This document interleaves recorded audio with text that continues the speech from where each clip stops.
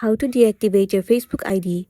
It's pretty simple and a quick process, so without any further delay, let's jump right into the video.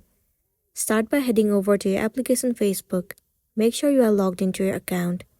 Head over to menu at the bottom right corner of the screen. Tap on this gear icon at the top right corner of the screen. Once you are in this page, head over to see more in Account Center. Scroll all the way down to the bottom and move into Accounts. At the bottom, click on Account Ownership and Control.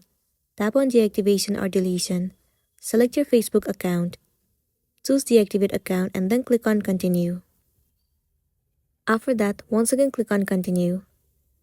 Enter the password of your Facebook account and then once again click on Continue.